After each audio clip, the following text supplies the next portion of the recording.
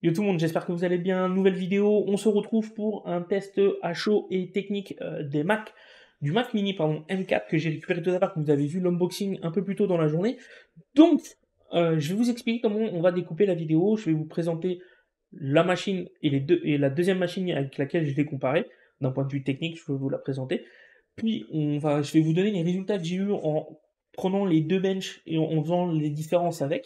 Donc, on est sur quand même des beaux résultats des deux machines. Et puis, une conclusion, enfin, une troisième partie où je vais vous donner mon avis après avoir fait du montage, de la photo et tout ça avec du Photoshop plutôt et du montage avec ce Mac Mini M4 et d'autres choses avec.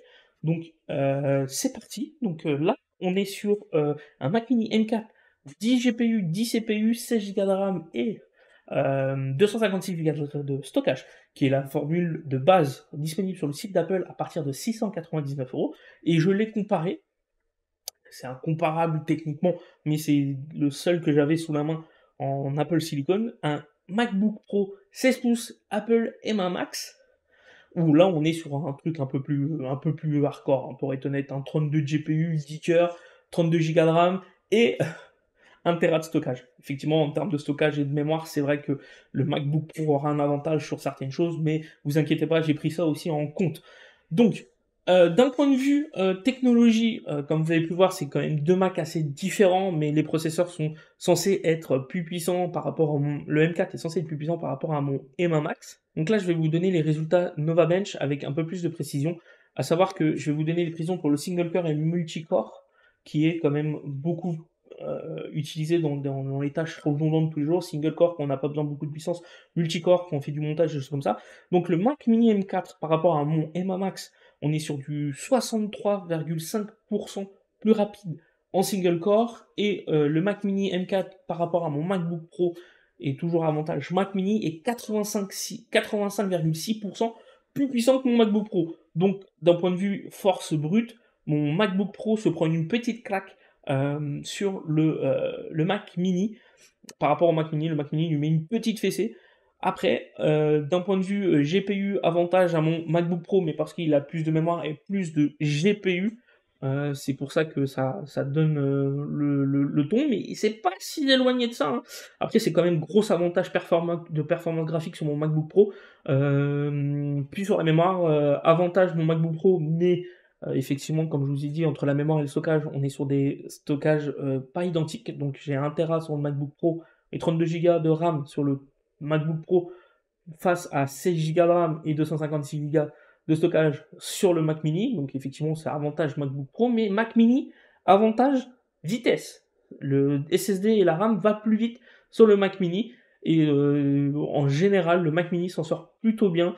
Sur la partie multicore et processeur, on est sur du presque 50% plus puissant que mon MacBook, qui est pas négligeable mine de rien.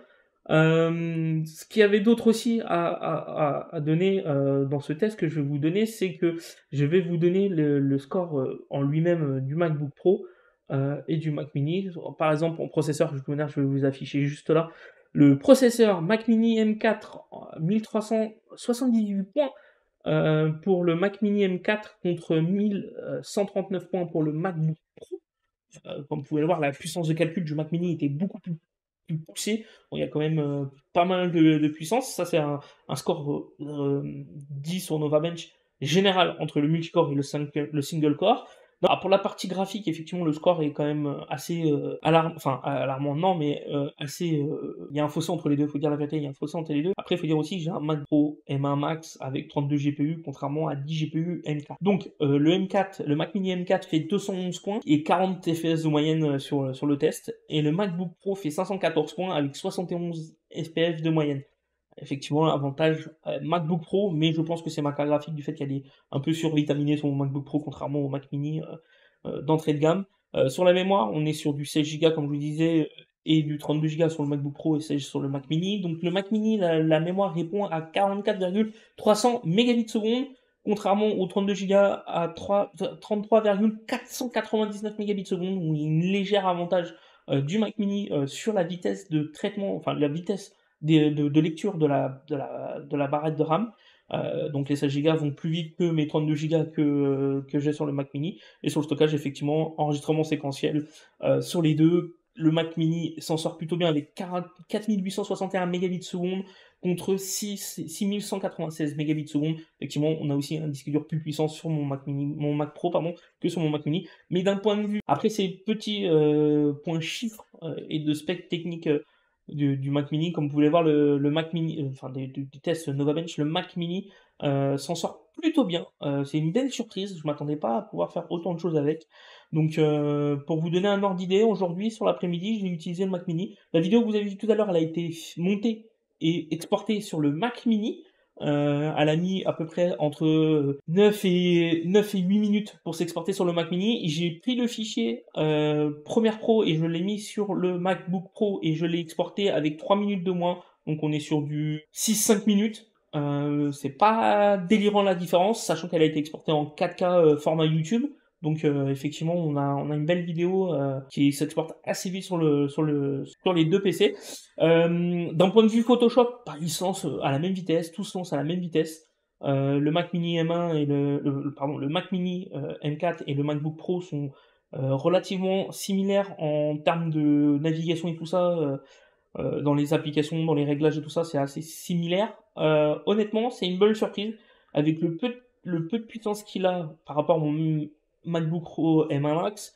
On est quand même sur si on devait donner des points, on est quand même sur un bon 3 sur 4 pour le Mac mini et c'est pas dégueu sur les 4 points. Si on enlevait le fait que j'ai pas le même MacBook, le MacBook n'est pas vraiment similaire en termes de spec technique d'un point de vue processeur. J'essaierai quand même dans la vidéo plus poussée que je vous sortirai plus tard après avoir utilisé vraiment le Mac mini tous les jours pendant quelques jours. Je pourrais comparer avec le Mac M1 que j'ai sous la main chez moi, donc je pourrais vous tester et faire la comparaison avec les deux. Mais effectivement, le Mac mini n'est pas une machine à prendre à la légère. Ça peut être une très bonne machine de production pour les petits budgets qui veulent se lancer dans du montage vidéo ou du développement. C'est vraiment très sympathique à utiliser, moi j'aime bien. Le Mac mini en plus il a un format très compact comme vous avez vu sur la vidéo tout à l'heure et là je suis agréablement surpris de tout ce qui a pu en sortir. Honnêtement j'ai passé l'après-midi dessus, j'ai remarqué que j'étais sur le Mac mini en fait, j'avais l'impression d'être sur mon MacBook Pro donc c'est très agréable comme machine. Elle fait pas un bruit, là actuellement elle tourne, elle est pas chaude, mais quand je vous dis pas chaude c'est pas du tout, il y a même pas de l'air chaud qui sort. Donc au niveau du système de refroidissement, Apple a bien bossé. Donc c'est une très bonne machine et que je conseillerais si vous avez un petit budget et vous voulez un Mac. Honnêtement, 699 euros, c'est certes un budget, mais contrairement à quand on commence à regarder les iMac ou les MacBook Pro, on est sur du 1000 à 3000 euros, voire 4-5000 euros en fonction de la config que vous voulez. Honnêtement, la config de base du Mac, elle est très utile. Elle peut faire très bien le taf pour de la domotique, de la bureautique, faire un peu de montage, pas de choses très poussées pour l'instant. C'est mon avis à chaud, hein. Donc pour le montage, c'est mon avis à chaud. J'ai fait que du 1080p, j'ai pas encore fait de la 4K. Mais ça va pas tarder, parce que j'ai des let's play à vous monter en 4K, donc on va tester le Mac mini dessus.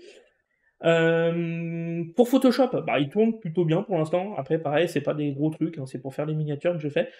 J'ai pas encore essayé After Effects et Lightroom. C'est des choses que je vais tester plus approfondies, parce que pour l'instant, j'en ai pas besoin. Mais d'un point de vue, ouais, comme un des mortels, le Mac Mini M1 fait largement le taf. Le Mac Mini reste une machine très abordable, le M4 fait déjà très bien le taf. On est sur l'ordre de 30-40% quand même de différence avec mon MacBook Pro, hein. Mine de rien, c'est pas dégueu au niveau puissance. Je suis vraiment surpris de cette bête. J'ai vraiment été surpris. Mais de toute manière, comme je vous ai dit, c'est mon avis à chaud après une utilisation de l'après-midi.